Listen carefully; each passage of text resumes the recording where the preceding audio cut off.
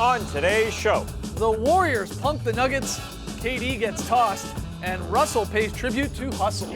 in Crossfire, we pick the first-round matchups we'd like to see, the best NBA taunts, and plans for the ultimate Dirk party. And we debate whether the new Wizards GM job is really all that desirable. It's Wednesday, April 3rd. The starter starts now.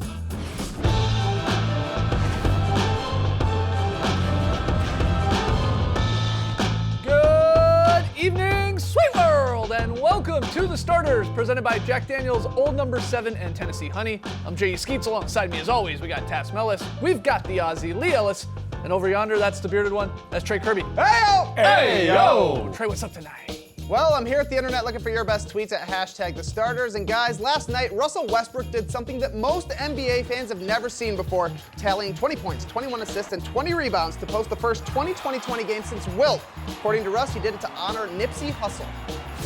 That wasn't for me, man. That was for my bro, man. That's for Nipsey, man. 20 plus 20 plus 20. They know what that means, man. That's for my bro. Very cool. R.I.P. Nipsey Hussle. But as SB Nation's Tom Ziller noted, since we've never seen it before, we don't know what to call a 20-20-20. Do you call it a triple 20, a double triple double, a triple double double, a triple frontier? Probably not the last one, but it is a good question, and it is in fact today's question. What is a good nickname for a 20-20-20 stat line? For instance, earlier today, I saw Alex Wong say that a 20-20-20 game from now on should be referred to as the Triple Russell. Pretty good, but somebody responded to him saying, I was thinking Tripsy Dussel. Tough to say, but it works. As for me, I'm going with a nugget party because anytime you get 3 20 pieces, that's a party, my friends. You just gotta sauce it up. But we want to hear from you, so let us know on Twitter what's a good nickname for a 20-20-20 game. Send them to us at #TheStarters. We'll hear from you later. All right, get your tweets in. On tonight's show, Tass and Lee step into the crossfire. We're going to discuss the new Wizards GM job and whether it's really all that desirable. We got a very solid play, but let's start with a little true or false. TK, you got the questions. We'll debate the answers. Let's do it. All right, it's a good thing Russell Westbrook went crazy because last night's big 1 versus 2 game was a dud, as the Warriors crushed the Nuggets on the strength of 28, 13, and 5 from DeMarcus Cousins. The win gave Golden State the tiebreaker over Denver and leaves them 2 games up for home court advantage with just 5 games remaining. Guys, true or false, the Nuggets pose no threat to the Warriors. I think that's true because Nikola Jokic out there doesn't have a very good matchup against the Golden State Warriors. With Jokic out there, that means DeMarcus Cousins is out there, and because Cousins is out there, that just elevates the Warriors' already ridiculous talent level to another level. If you're going to beat the Warriors, DeMarcus Cousins has to be a liability out there. But this is just a perfect matchup for Cousins, who used to be a number 1 option on offense. Now he can be the 3rd, 4th, or 5th option on this team and just go at it against a guy who's perfectly sized for him. This is 3 or 4 All-Stars with Jokic on the floor makes Golden State have 5 All-Stars. Yeah. It's just too much to handle. Yeah, I mean, Jokic is an incredibly talented and gifted player on the offensive end, but on the defensive end, against DeMarcus Cousins, who can use his body to just kind of bully him out the way, there's really not much Jokic can do. He tries to move his feet and get in the way, but he just can't do much. And then Boogie can also step out and knock down that 3-pointer. So it really almost nullifies the effectiveness of Jokic, particularly on the defensive end, but then on the offensive end as well. It sort of threw him out of his rhythm because he doesn't have to be shooting to be effective. He can do other things, but I think you saw he was kind of just out of rhythm last night because of what Boogie was doing to him on the defensive end for Denver. But really, this is okay, though, for Denver because this is their first trip to the playoffs with this team. So they're going to learn about what it takes to win and to what it's like to be the Warriors going into the playoffs. And they're not expected to win the championship this year, but they are expected to learn and to understand what it takes. So I don't see them really as being a big threat to the Warriors right now, but I think this is a very important step for them to take to understand what could happen in the next 2 or 3 seasons. Yeah, Cousins was great offensively, 28, 13, and 5, but I thought he did a tremendous job defensively, too, on Jokic, and so did Draymond Green, matching up. And look, you sort of take away the Joker from the Nuggets, you've sort of stopped their offense, because that's just how much they run through him. So a great game, yeah. If you got a motivated Cousins and just a motivated Warriors team in general, who's going to beat them? Not many teams. I mean, and look, the Dubs moved 2 games up now on the Nuggets in terms of the race for the number 1 seed, so it's basically a lock that they're going to have that. You're going to have to go through the Oracle in the Western Conference to get to the finals. And the other part is, I mean, the Rockets must be happy with this result, right? They won again as well over the Kings last night, Harden and the Rockets. They're still in the 3rd seed, half a game up on the Blazers. You don't want to be the 4th seed is what I'm getting at here. You want to be in 2-3 because now it's, again, a lock that the Warriors are going to be that 1 seed. So you're going to see them later, in theory, in the playoffs. So they're happy, I'm sure, about that as well. I guess so, yeah. The Nuggets just are too similar to the Golden State Warriors. They run everything through their center. The Warriors want to run everything through their center, running guys off of them. You're going strength versus strength. Not so good. And that's why Houston is a better matchup because, number one, they go at DeMarcus Cousins a lot more because it's guard play. And two, it's just not the same. It's guard play, so it's not center versus center. It's not, hey, we're trying to beat you at your own game. And they're it's also far just going different. to shoot 50, 60 threes and hope 25 of them fall on a given night. Maybe they will get to win. Sometimes they miss 27 in a row. It gets you a loss, but that's how they play. All right, our next one, Trey. All right, Kevin Durant scored 21 points and had a couple of huge dunks in last night's win. He did it in just 21 minutes as Durant was ejected early in the third quarter after picking up 2 quick but deserved technicals for arguing with referee Zach Zarba. Golden State is always amongst the league leaders in technicals, so guys, true or false? The Warriors challenging referees will hurt them. It's false. Challenging them is okay. What Durant did last night, though, he stepped over the line. Warriors are up big, and maybe there was a missed call there on that Durant air ball. There certainly didn't warrant that reaction, though, from Kevin Durant to get right in Zach Zarba's face and to start swearing at him and carrying on and getting into him. He deserved to be ejected for that, no question about it. But if there is a missed call, absolutely you can say to the referee, hey, come on, man, you missed that one. But you know what? Forget about it, move on. And then the referees won't hold anything against you. I'm not saying the referees had this premeditated in their mind, they're going to throw someone out. But when Durant gets right in your face like that, he doesn't really give the referee a whole lot of choice. You could see Steve Kerr sort of trying to calm him down there, and Durant just kept going, so the ref threw him out. But so if you behave like that, that could cost you. But if you actually approach it in a more professional manner, then I think the referees will respect you a little more. Yeah, the refs don't have to feel bad about tossing a Golden State Warrior superstar because they got another 3 on their roster. Everything is fine. I think they're trying to sort of reel it in that game. They're calm, and you could see DeMarcus Cousins sort of try and stop Kevin Durant from doing it. They understand what's happening. They're amongst the league leader in techs and players' ejections, but it doesn't matter. No. The same thing happened last year. Right. The exact same thing. We were sitting here in March giving them a worst of the week because they were arguing. They were getting furious with officials, and they turned it around. They're bored.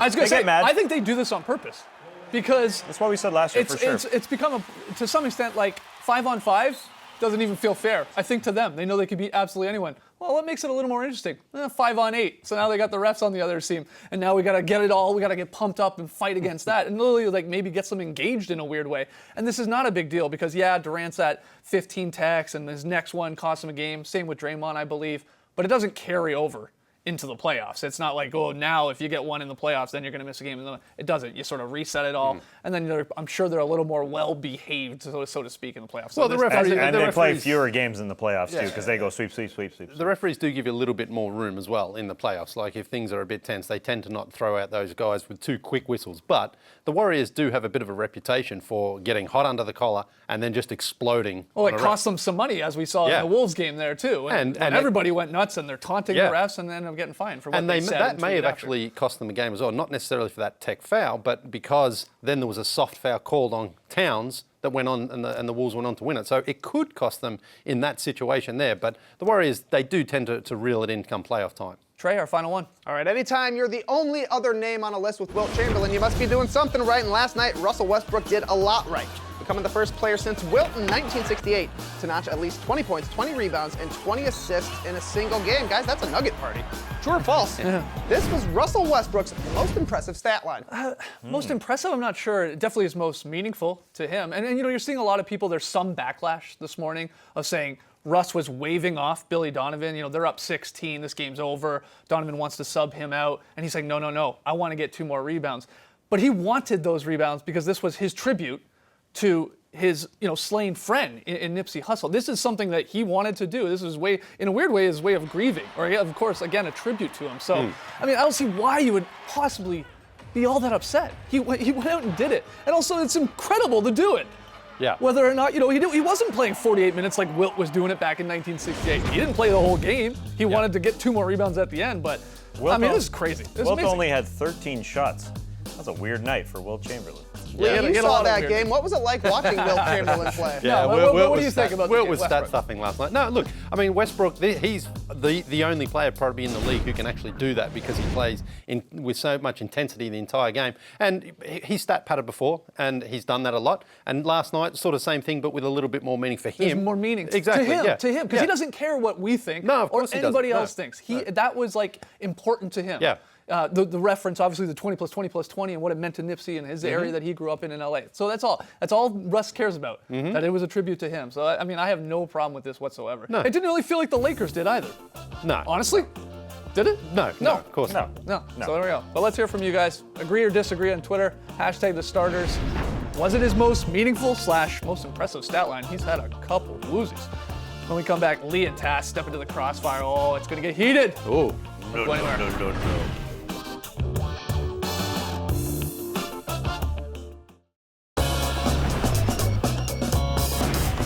The Starters is presented by Jack Daniel's Old No. 7 and Tennessee Honey.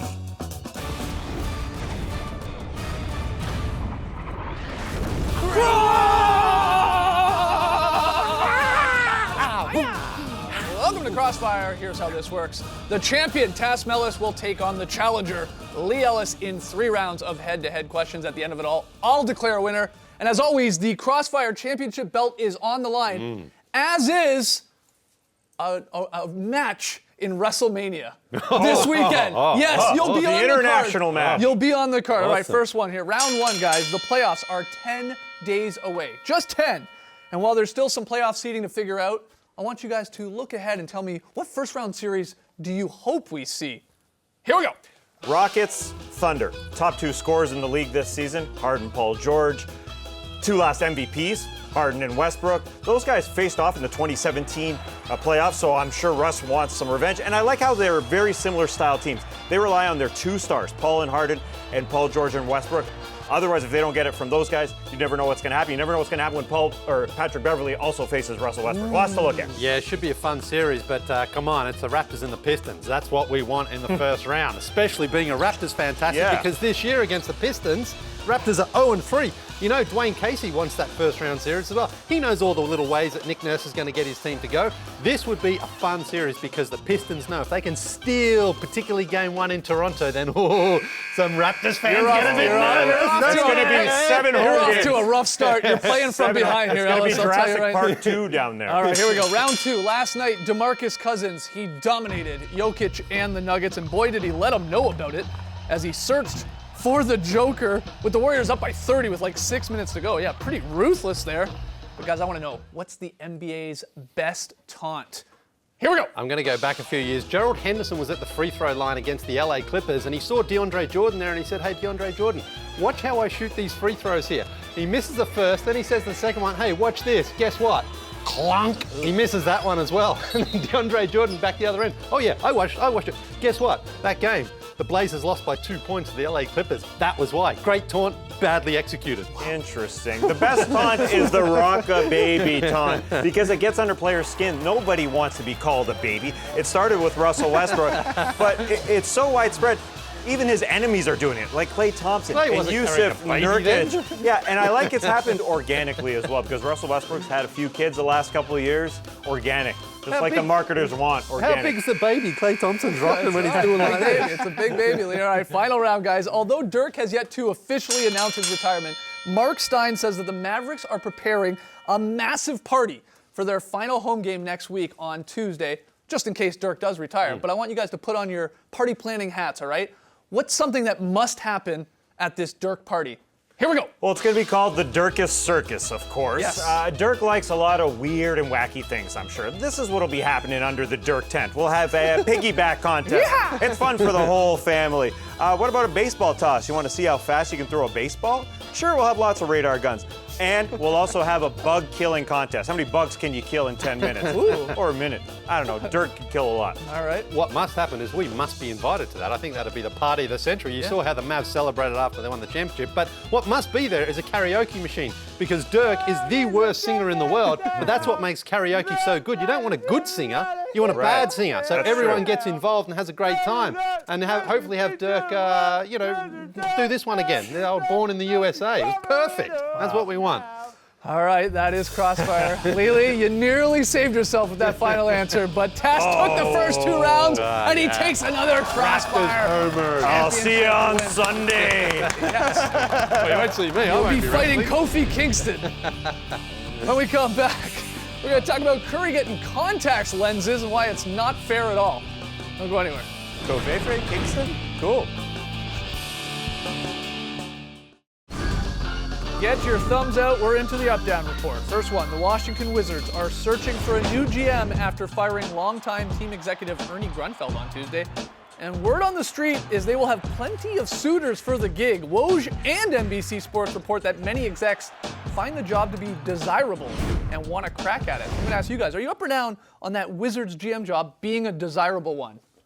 What do you think? Nice. Everybody's up. Yeah, I think it is. I mean, you've got 2 all-NBA talent-type players in John Wall and Bradley Beal. So something there as a foundation. I know, obviously, John Wall's carrying an injury and that massive contract, but when he's at his best, he's a fantastic player. And Beal has shown, basically, this season, he's also in line for all-NBA. So there's the good pieces there. You also can't really do any worse. So the sky, things are going to improve, aren't they? The bar is set low. Exactly. So I think it'd be something a lot of GMs would like. The doing worse is kind of part of why I'm up on this too. The expectations for the Wizards, it appears, are make the playoffs. As long as you make the playoffs, you can keep your job for a long, long time. Ernie Grunfeld worked there for 16 years. They won 4 playoff series. All you got to do is win, 40-ish games in the Eastern Conference. You're good Well, they've for the never- next decade of your life. They've never won 50 games, so that would be the first goal. If you could do that, then you're already doing better than Ernie. Yeah, I agree. There's tons of job security. 16 years being pretty meh. In this workforce, in this economy, not bad at all. But in all honesty, you come into that job, you've got a lot of money tied up the next couple of years. You probably have to tear it down or do something with it. So Yeah. there is job security sort of built in. Those expectations shouldn't be next year, 1920, to be a great team. I think that person who comes in there is going to have a few years to make it happen. All right, next one, guys. Steph Curry. He was in a bit of a shooting slump, if you can call it that for him. I guess it was February to mid-March, but he's been on fire over the last 9 games, hitting 49% from 3. So what changed? Well, he started wearing contacts. That's what he told The Athletic's Marcus Thompson. I'm serious, he said. I've gotten used to squinting for so long that it was just normal. But now he's got the contacts in. Guys, are you up or down on Steph wearing contacts? It doesn't seem fair to me. Way down. Yeah, you're exactly right, Skeets. It's unfair that Steph Curry is going to be better at shooting now. The guy shot 43% from 3 in his career without being able to see. I think the NBA should go the other way. Make him play in those things you get during high school. It looks like you're drunk. You can't see anything straight. I think he can still shoot 35% with the drunk goggles on. Yeah, why don't they make the old Kurt Rambis glasses come back? And you have to wear those instead of contact lenses. But it's crazy that he couldn't see for the first, 10 years of his career. It was blurry, I guess. Yeah, and oh my God, what's going to happen now? He's going to break all sorts of records. I think he's going to get worse. Shooting, Shooting's not about seeing; it's about feeling. Oh, And now he can see; he can just feel it. That's how good he is. Now he's going to see. It's not going to work. It's been working for the last 9 games, but I'm with you. Yeah, I am with he's you. going to shoot 100%. Maybe. He could. He might. All right, final one, guys. This was weird. LeBron was on the bench last night. Needed some help with his chain. Luckily for him, Kyle Kuzma was there. He swooped in to offer a lending hand. Bron later thanked Kuz on Instagram and joked that last night was Kuzma's first assist of the season to the King. Fun little burn there. Guys, you up or down on helping put on your friend's necklace? If you can't Or dress chain. yourself, then you don't have someone to help you when you're at a game. Interesting. Dress yourself. That's my only rule here. I thought I was going to be the only one going down, but I have a little bit of experience. On our April Fool's Day show, you guys were trading my necklace back and forth, right. and I had to watch with trepidation. Yeah, watch this. Yeah. Okay. Yeah, when somebody else is handling your jewelry and it's a dainty chain like mine, I was just basically staring over, oh, don't break that, don't break that. My mom will be so mad. That's why I'm bringing up the April Fool's Day show. I took it off, and it actually came unlatched. And I couldn't put it back on. That's why I'm thumbs up. Kyle Kuzma put it on in like 4 seconds. I couldn't get that for like a minute. I gave the Skeets, well, you figure it Yeah, out. I got the tinier fingers. I guess I can figure it out. All right, let's hear from you guys. Sometimes you need a friend. I'm up now. Jump on Twitter, hashtag the starters. Thumbs up or thumbs down for all 3 of those. The Wizards GM job, Curry wearing contacts, and helping your buddy put on his chain. When we come back, Lily hits us with that very solid play. Don't go anywhere. I help buddies put on their bike chain all day.